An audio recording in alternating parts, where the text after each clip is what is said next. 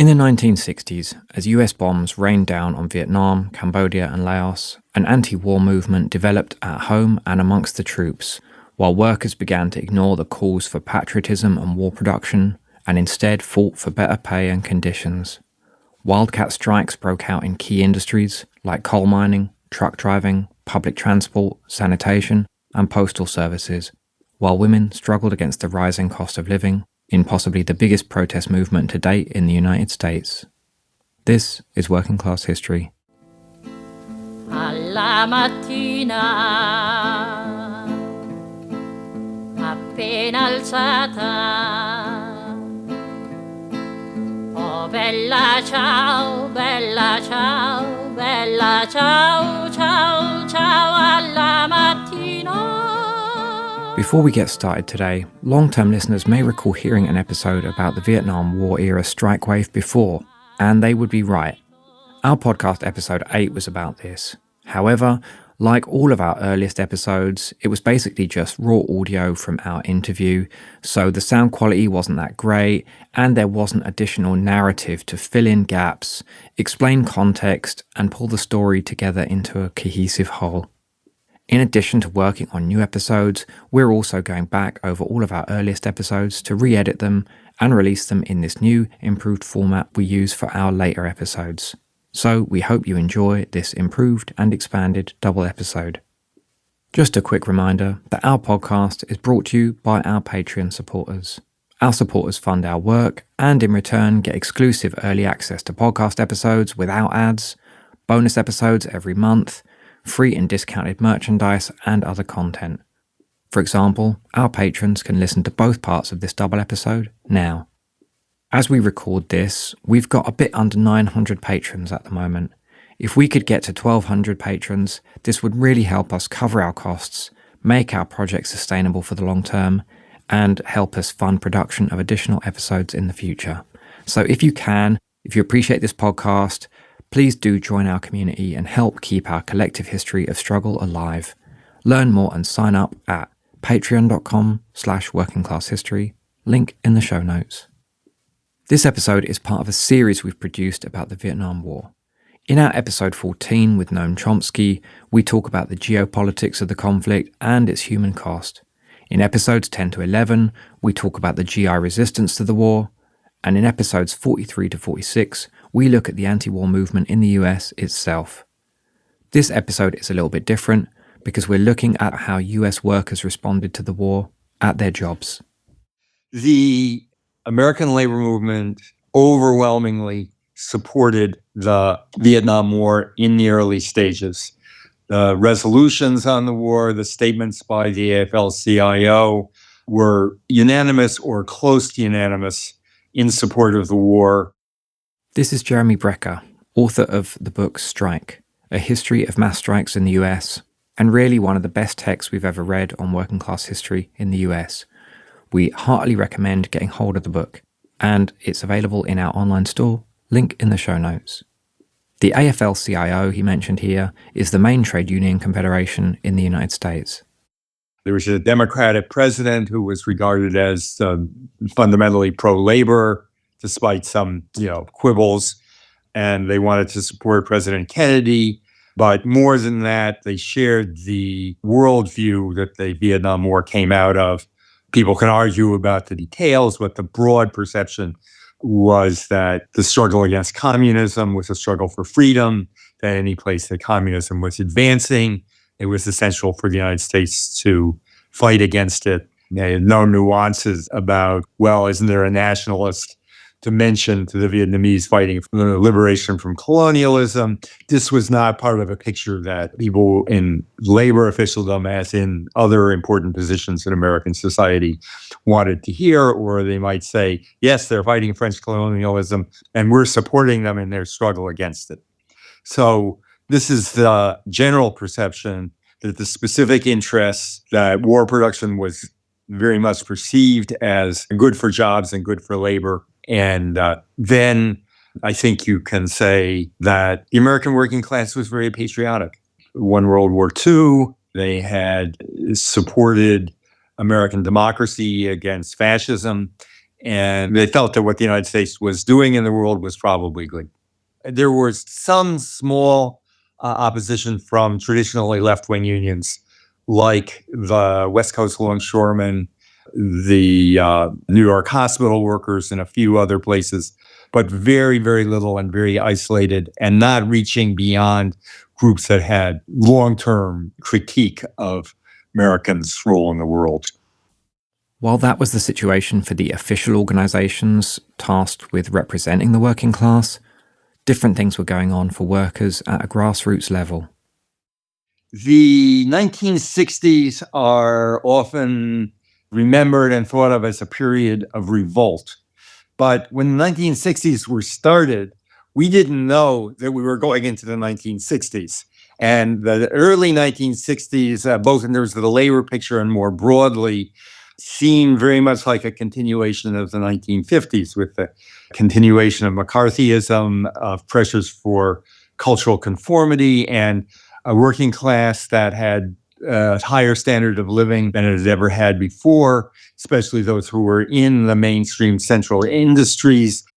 McCarthyism, named after US Senator Joseph McCarthy, refers to the wave of anti-communist hysteria in the US in the 1950s, when large numbers of left-wingers were brought in front of Senate hearings and essentially purged from public life. This situation of conformity and improving living standards had some notable exceptions.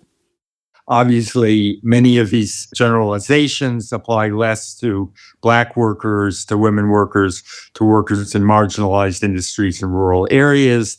But the general pattern, even for Black workers who had made it into the central industries, was that these were good times and that you could buy a house, which you'd never been able to do.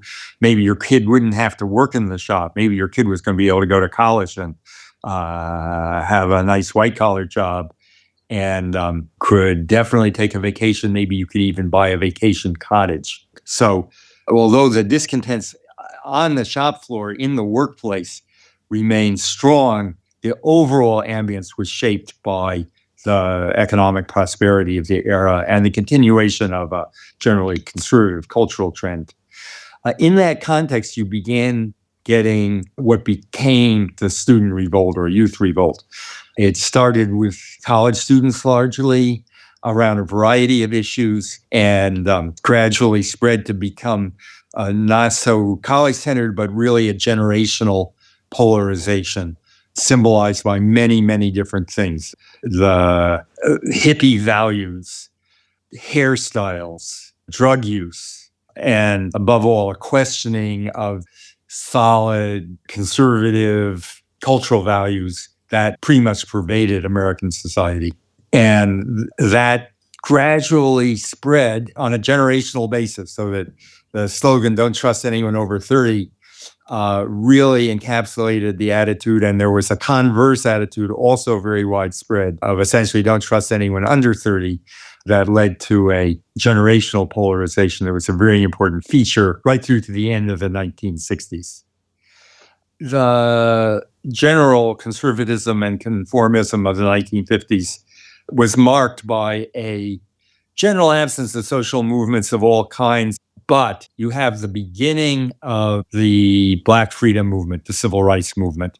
In the southern states of the United States, you have what was known as Jim Crow, which was practically a form of serfdom. Jim Crow laws segregated schools and public buses and all the other institutions of the South.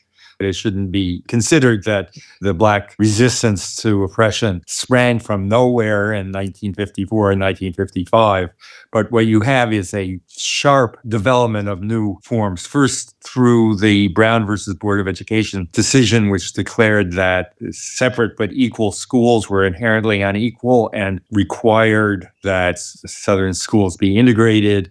And then the Montgomery bus boycott, in which the entire Black population of Montgomery boycotted the public buses for over a year, demanding an end to the segregation of the buses. And so after a year, you had a new sense of ability to stand up to segregation in Jim Crow. following that, you have sit-ins and then freedom rides. And then getting into the 60s, you have the great civil disobedience campaigns. And so all of that became an inspiration for all the social movements that are so often referred to as the 60s. This generalized feeling of rebellion, largely from the burgeoning civil rights movement, started to spread to workers on the shop floor. As part of the pattern of growing discontent that's illustrated by the student movement and youth polarization, the Black movement, it's not widely recognized, but there is very much a parallel development among workers, especially among young workers. And it's manifested in a lot of different ways. Initially, ones that were not so obvious. So, for example, you started having a lot of trade union leaderships being voted out of office by opposition caucuses. You started finding an increase in wildcat strikes over what were sometimes called local issues or grievances that trade union leadership was not interested in trying to address. Wildcat strikes are strikes which are organized and undertaken directly by workers themselves, without the authorization of their unions. And you can see quite amazing statistics about some of this.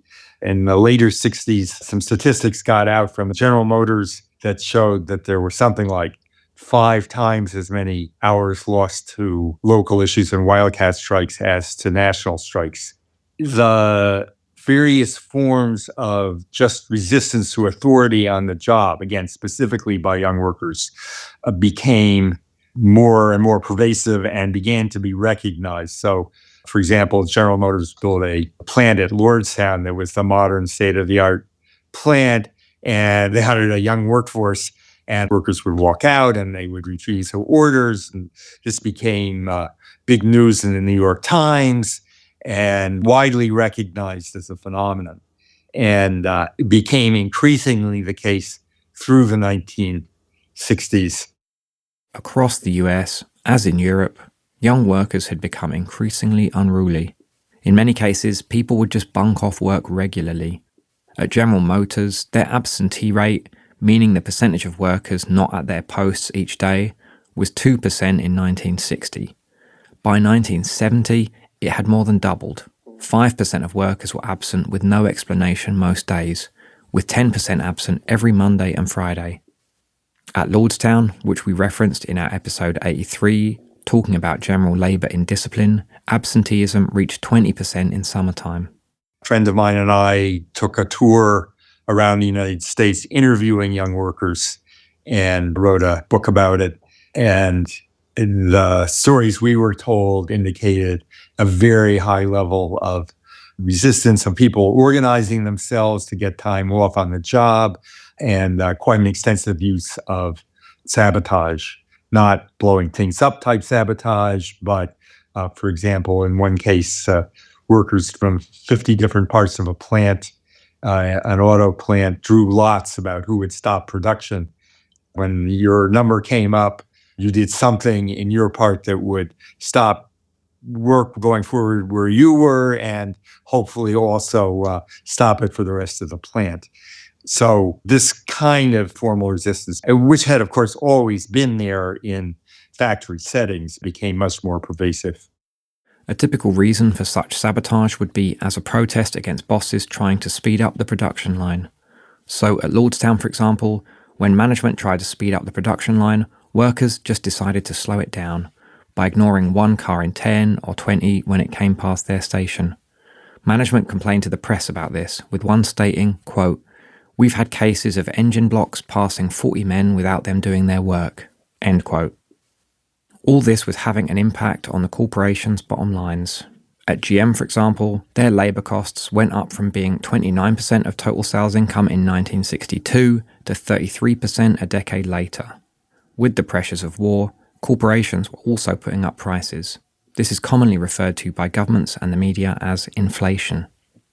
So at the same time, you have a period where you have rising wages, but inflation rising at a much faster level than wages. So you have a very hard time of people keeping up with their bills. And that, again, adds to the pressure cooker. And that is also a result very much of the Vietnam War. There was a period when it was being blamed on the movement of the anchovy. And the anchovies moved, and therefore the fish didn't have anything to eat, so the price of fish went up, and that was the cause of America's inflation. I'm not kidding. I saw it on television. But it gradually became clear that it was the result of the war, and especially because Lyndon Johnson had decided that would not have any kind of tax increase or welfare state cuts while they were increasing war spending. And so the inflation got higher and higher and reached a crescendo by the end of the decade. And that put enormous economic pressures on workers. For the leaderships of the trade unions, these unruly young workers, their wildcat strikes and their sabotage was a problem. The official leadership of the labor movement was already quite senior. There was very little effort to bring younger workers into the structure of the labor movement. And there was growing hostility by the established labor leadership to these young troublemakers. And they were making trouble for them, for one thing. They were undermining their fairly cozy relationship with the employers. And this was all aggravated by the generational conflict that pervaded the society. So they were often regarded as just youngsters with too much piss and vinegar and no desire to work. And this became compounded by more directly political issues as workers, and especially younger workers, began turning against the Vietnam War. And as especially African-American workers became a larger part of the workforce. I remember interviewing young workers in Detroit, and they said, well, we all work on the night shift because the foremen go home and don't bother us. I think that the idea was that this was a poor workforce. They didn't have any pride in their work, and they didn't have any pride in their union. And the only problem was there wasn't a lot you could do about it because they needed the workers. There was a labor shortage.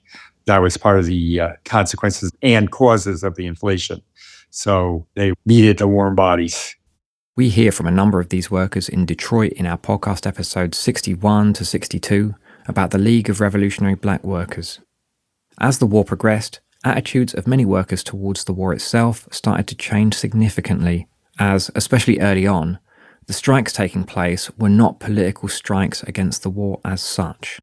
Well, initially they are definitely not anti-war strikes, and the working class support for the war, 1963, 1965, is actually very widespread, and sometimes there was militant support for the war. There were union-led demonstrations, occasional instances of violence against anti-war protesters by so-called hard hats, a term usually used for construction workers. This was not large-scale mass violence, but there definitely were physical attacks on anti-war demonstrators. The most famous incidence of this was the so-called Hard Hat Riot of 1970. Here, a violent attack on anti-war protesters was organised by the leader of the Building and Construction Trades Council of New York, Peter J. Brennan, a Democrat. In collaboration with the then Republican administration of Richard Nixon, he coordinated an assault by 200 construction workers armed with clubs and steel toe-capped boots on young people in New York City. The workers chanted, "USA, love it or leave it," and raided Pace University, smashing windows, beating up students, tearing down Red Cross and church flags. They injured 70 people, most of whom were hospitalized, while police sat by and watched. Brennan was later rewarded by Nixon by being made Secretary of Labor. As the war went on, and as we get into 1966 and 1967, 1968, there is a deep change in public attitudes about the war and significant turning against the war and a huge increase in the scale of the anti-war movement. So that by 1970, you're having demonstrations where so many millions of people, they couldn't even count them, the so-called moratoriums, which were incidentally originally conceived as general strikes, although that was toned down a bit. but a lot of what was called confrontation politics with demonstrations that skirted the edge of violence and a steady turning of population against the war. This started, first of all, with students, and then very rapidly with Black militant organizations like Student Nonviolent Coordinating Committee, which were one of the first to take a position against the war. And then that spread very much through the rest of the Black community. And the attitudes about the war were very much shaped by the military manpower policies that were used by the government and by the military, which were essentially in previous wars. There was a strong sense of pride that America's elite sent their sons to the war, and that the working class went to war, but also the elite went to war and shared the risks and the burdens. Vietnam was a very, very different story. And primarily because of the student deferment policy of the draft, students who were at that time overwhelmingly people of middle-class background were deferred. They didn't have to go. Whereas working class people, and especially poor and African-American young people, were drafted in huge numbers. And this had multiple effects. Originally fed into the patriotism traditions, well, my son's in Vietnam and I support the war. But over time, this changed first very much in the Black community, and then with other parts of the Black leadership, like Martin Luther King coming out against the war and taking a leading role in opposing it. And then general disillusionment by everybody, including the white working class, especially after the Tet Offensive. The Tet Offensive was a major offensive operation by Vietnamese anti-colonial forces in the Lunar New Year of 1968. Tactically, the offensive was a failure, and the Vietnamese suffered huge losses. But politically, it ended up being a significant victory. US military propaganda had been claiming that the war was nearly over, and that the Vietnamese had almost been defeated. This offensive showed this was a lie, and it helped significantly turn public opinion against the war itself, including amongst US service personnel. Service members who knew what was really going on returning home also had an impact. As all these working class kids who had gone to Vietnam began coming back, they had concluded that it was a shuck. And the veterans against the war, veterans who opposed the war, who were overwhelmingly working class, began telling their families and their communities, this is not what you heard. This is not about protecting them. This is about all kinds of horrible things that we're doing to these people. And that had a powerful effect on working class communities.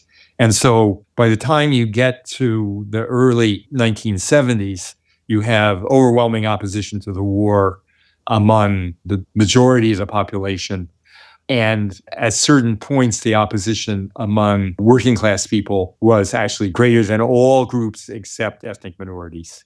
Now, the officialdom of the labor supported the war from the beginning and gradually began peeling off, especially after 1967. Some unions joined the anti-war movement and formed the Labor Against the War, fairly broad alliance. But the official leadership continued to support the war, opposed Democratic candidates who opposed the war, even though they had a traditional alliance with Democrats. And George Meany, head of the AFL-CIO, was still lobbying for financial support of the war after the last American troop had been withdrawn. With this background, some really large and significant local and national industrial disputes began to break out. Well, as you go from 1965 to 1970, you're getting more and more economic pressures. Workers are falling farther and farther behind. And at the same time, the spirit of revolt that we associate with the 1960s was coming into its own.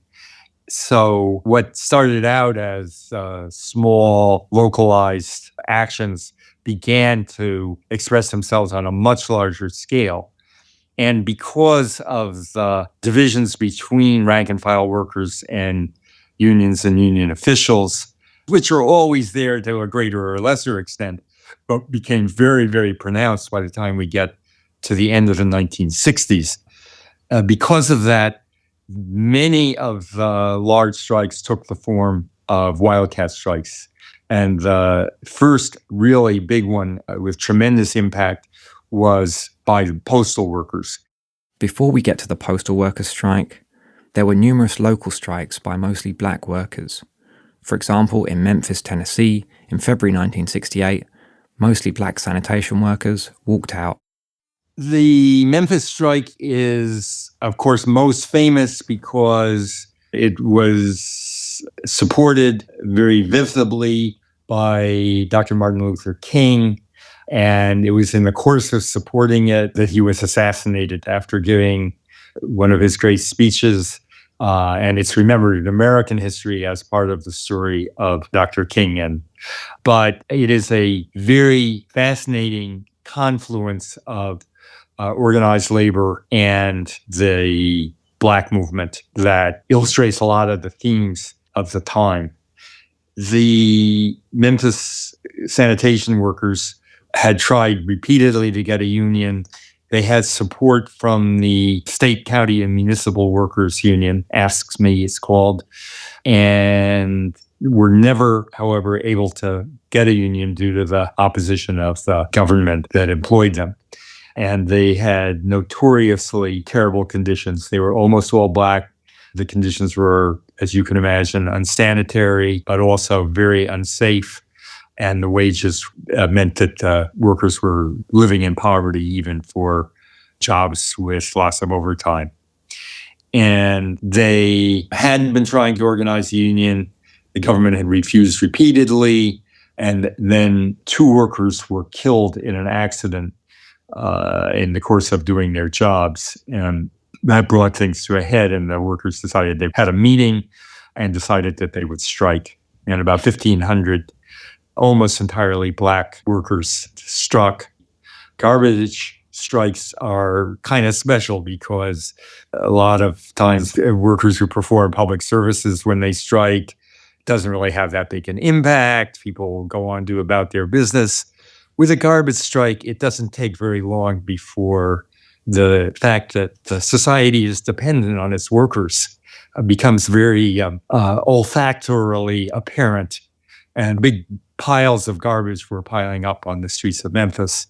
The mayor of the city, however, refused to come to any kind of settlement, and it became the workers decided they would have a sit-in, and they had a sit-in, and many of them were arrested. And in the course of this, Martin Luther King was invited to come in and give a speech in support of them, which he did. And at that time, he was in the course of organizing a Poor People's Campaign, which was an attempt to create an interracial movement of the poor that would build an encampment in Washington, D.C., and then would use that as a basis for challenging a wide range of the economic problems of all poor people. And he decided that he should take part in the Memphis strike in a regular way as a basis for showing the idea that he was trying to promulgate of a interracial coalition that would challenge the economic problems of poor people and poor workers. And when he first came into town, actually, he looked around and saw the situation, and he said, well, what we're going to do is we're all going to go on strike. He didn't use the term general strike, but he had the concept of a general strike. All working people are going to support this and go out on strike. And that kind of died out. But the strike became a kind of national cause célèbre, and wider groups. For example, the clergy had originally stood very aloof from it, but 150 local ministers came together and formed the ministerial support operation for it. And similarly with other sectors, and then big mass meetings with tens of thousands of people, and seemingly to be an irresistible movement. In addition to a pay increase, the other main demand of the strikers was for recognition of their union, AFSCME, and as such, the union supported the strike. One 16-year-old Black boy, Larry Payne, was shot and killed by police, and 4,000 National Guard troops were brought into the city. But the strikers held on. And it was in that context that Dr. King was assassinated. The strike continued, but the city was afraid that it was going to have massive riots and violent response and upheaval. And so were a lot of other people, including President Lyndon Johnson, who sent a top sub-cabinet officer to hasten along the negotiations. And quite rapidly, the city decided it would negotiate. It recognized the union. It gave a substantial wage increase and laid the basis for at least beginning to turn the sanitation worker job into something with a degree of dignity, respect, and remuneration. However, once they reached the agreement, it then began dragging its feet, and the workers had to threaten to go out and strike again a few weeks later in order to force the city to keep its word. But in fact, in the end, it did make a huge change in the condition of the Memphis sanitation workers, and it had a huge impact to show both to Black and to white workers that we really have something in common here. There's something that is not just a race issue, it's also a workers' issue, with labor rights issue, and at the same time, the special discrimination against African Americans that is such a deep part of American life is a fundamental aspect of what people can use the labor movement and use worker organization and worker strikes and struggles to try to confront. So that was an example of a dispute for union recognition. In these disputes, unions have a very concrete interest in supporting the workers, because if the workers are successful in winning their demands, then they get a union contract and the union gets a pool of stable, dues-paying members. But where unions have recognition contracts, their interests aren't necessarily the same. There, the economic interest is to maintain a stable relationship with the employer, to continue getting paid their dues, which are pretty much always paid by the employer. As such, where recognition exists already, unions often had a different attitude to their members. For example, in Chicago, 80% of bus drivers were Black, but the leadership of the Amalgamated Transit Workers Union was entirely white and didn't heed the concerns of Black workers.